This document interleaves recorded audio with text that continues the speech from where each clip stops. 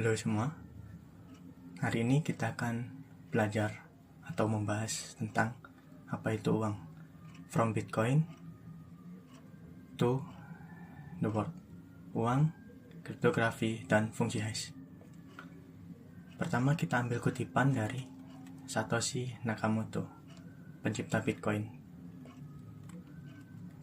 yang dimana yaitu the root problem with conventional currency is all the trust that's required to make it work. The central bank must be trusted not to debase the currency, but the history of fiat currencies is full of breach of that trust.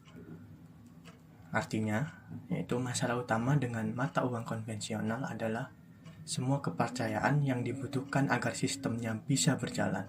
Kita harus percaya bahwa bank sentral tidak akan menurunkan nilai mata uang atau debase. Tapi sejarah menunjukkan bahwa kepercayaan itu sering dikhianati. Penjelasannya ada 3 poin. Yang pertama, trust atau kepercayaan. Dalam sistem mata uang tradisional atau fiat, kita harus mempercayai pihak ketiga seperti bank sentral dan pemerintah untuk mengelola mata uang dengan bijak. Yang kedua, debasement atau penurunan nilai. Bank sentral bisa mencetak uang terlalu banyak yang menyebabkan inflasi atau bahkan hiperinflasi, sehingga menurunkan daya beli uang kita. Yang ketiga, history of fiat currency. Banyak contoh di mana pemerintah atau bank gagal menjaga stabilitas mata uang. Misalnya negara Venezuela, Zimbabwe, Jerman, pasca Perang Dunia Pertama, dan lain-lain. Kita lanjut ke uang. Menurut Mankiw, ya, fungsi uang itu ada 3, yaitu pertama alat tukar. Artinya apa? Alat tukar yaitu uang digunakan untuk membeli barang atau jasa. Contohnya, kita tukar uang 20.000 untuk beli makan siang. Nah, tanpa uang, kita repot tuh harus barter kalau zaman dulu, dan itu tidak praktis. Yang kedua, alat penyimpan nilai. Artinya, uang menyimpan daya beli dari waktu ke waktu. Contoh, kalau hari ini kita simpan uang 100.000, besok kita masih bisa pakai uang itu untuk beli sesuatu. Nah, tapi kalau uang itu terus kehilangan nilai atau karena inflasi, fungsi dari uang ini akan jadi terganggu. Dan yang ketiga yaitu satuan nilai. Artinya apa? Uang membantu kita mengukur dan membandingkan nilai barang atau jasa. Contoh, kita bisa tahu mana yang lebih mahal, mie instan 3.000 atau kopi 20.000. Jadi semua harga bisa dihitung dalam satuan yang sama. Yang kita bahas saat ini rupiah, jadi sama ya satuannya. Oke, kita lanjut ke sejarah uang. Sejarah uang dimulai dari bentuk sederhana, yaitu garam, kerang, dan lain-lain. Kemudian logam mulia, uang kertas atau uang koin, dan uang digital, kemudian cryptocurrency. Oke. Yang pertama, bentuk sederhana ini pada awalnya manusia menggunakan barang-barang berharga sebagai uang, seperti garam, kerang, atau batu-batu tertentu. Ini disebut commodity money karena nilainya berasal dari benda itu tersendiri. Masalahnya, ini sulit dibagi, disimpan, dan dipindahkan.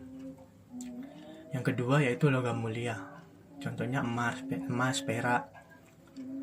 Nah, lalu ini manusia ini beralih ke emas dan perak karena lebih langka, tahan lama, dan mudah dibentuk. Nah, ini mulai memperkenalkan konsep standar emas, tetapi tidak praktis untuk transaksi besar atau jauh. Dan yang ketiga, kemudian beralih ke uang kertas dan uang koin atau uang fiat.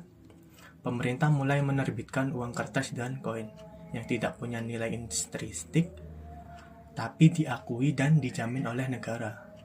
Disebut uang fiat, artinya uang ini berlaku karena kepercayaan pada pemerintah. Oke. Nah, masalahnya bisa dicetak sebanyak-banyaknya sehingga rentan inflasi. Kemudian, seiring berkembangnya zaman, mulailah terbit uang digital. Dengan teknologi, uang bisa dipindahkan dan digunakan secara digital, seperti lewat mobile banking atau e-wallet atau dompet digital. Tapi ini tetap bisa dikontrol oleh bank dan pemerintah. Kemudian ada cryptocurrency.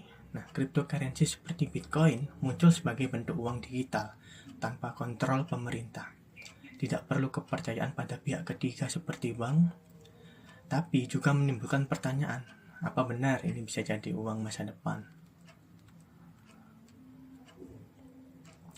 Oke, kita lanjut ke karakteristik atau uang versus cryptocurrency. Yang pertama, dari bentuknya. Uang fiat dapat berupa uang kertas dan koin yang kita gunakan sehari-hari. Bisa juga berbentuk digital, seperti saldo di rekening bank, e-wallet, OVO, GoPay, dan lain-lain. Kemudian cryptocurrency ini hanya ada dalam bentuk digital. Tidak bisa disentuh secara fisik, tapi bisa disimpan dalam dompet digital atau wallet, seperti MetaMask. Yang kedua, yaitu perantara transaksi. Uang fiat, setiap kali kita mengirim uang atau membayar, transaksi melewati bank, payment gateway, atau lembaga keuangan lain atau jasa keuangan. Contoh, kita transfer dari BCA ke BRI harus melalui sistem bank. Kemudian, kalau kripto, transaksi dilakukan langsung antar pengguna melalui jaringan blockchain tanpa perantara. Contoh, kita kirim Bitcoin dari dompet A ke dompet B, bisa secara langsung. Yang ketiga, yaitu pencetakan uang baru. Kalau fiat, bank sentral, misalnya Bank Indonesia, dapat mencetak uang baru kapan saja sesuai kebutuhan ekonomi. Dan ini sering menyebabkan inflasi jika dicetak terlalu banyak. Kalau kripto ini seperti Bitcoin, itu diciptakan melalui mining, yaitu proses komputasi untuk menyelesaikan teka-teki kriptografi. Ya, intinya gitulah. Ya, jadi proses ini sudah diatur dalam kode dan tidak bisa diubah semaunya. Yang keempat, validator. Kalau fiat, transaksi dicek dan disetujui oleh pihak bank atau Visa, Mastercard, dan lembaga keuangan lainnya. Kalau kripto, ini transaksinya ini diverifikasi oleh jaringan komputer atau node yang tersebar di seluruh dunia. Dan beberapa node juga berperan sebagai penambang atau bisa disebut juga miner. Kemudian ada sistem validasi. Fiat bergantung pada identitas pengguna seperti KTP, nomor rekening, KYC, dan verifikasi lainnya. Jadi setiap orang itu harus dikenal oleh sistem. Namun kalau kripto, itu validasi dilakukan dengan tanda tangan digital berbasis kriptografi. Dan transaksi bisa anonim. Jadi dompet hanya punya alamat, bukan nama asli. Berikutnya, suplai uang. Fiat itu tidak terbatas. Pemerintah bisa terus mencetak uang baru. Dicetak terus itu bisa. Jadi akibatnya nilai uang itu bisa turun atau inflasi. Kalau kripto itu pada umumnya terbatas. Misalnya, Bitcoin hanya bisa mencapai maksimum 21 juta koin. Jadi bisa membuat harganya tahan terhadap inflasi jika permintaan tetap tinggi karena suplainya itu terbatas. Maksimum hanya 21 juta koin. Dan yang ketujuh, penjamin. Fiat dijamin oleh pemerintah. Orang percaya nilai rupiah akan jadi dijamin oleh pemerintah. Orang percaya nilai rupiah karena ada negara di baliknya. Kalau kripto itu tidak dijamin oleh siapapun. Nilainya murni berdasarkan kepercayaan pasar dan komunitas pengguna. Dan yang terakhir adalah penentu nilai tukar. Kalau fiat itu nilainya bisa dipengaruhi oleh bank sentral, kebijakan moneter, suku bunga, dan stabilitas politik. Contoh, rupiah bisa naik turun karena keputusan Bank Indonesia. Kalau kripto, itu nilainya ditentukan oleh mekanisme pasar bebas atau market. Jadi dipengaruhi oleh supply dan demand. Dan di kripto itu tidak ada intervensi dari pemerintah atau institusi pusat untuk ini soal nilai ya. Jadi seperti itu. Baik, cukup hari ini pembelajaran. Terima kasih. Sampai jumpa di video selanjutnya.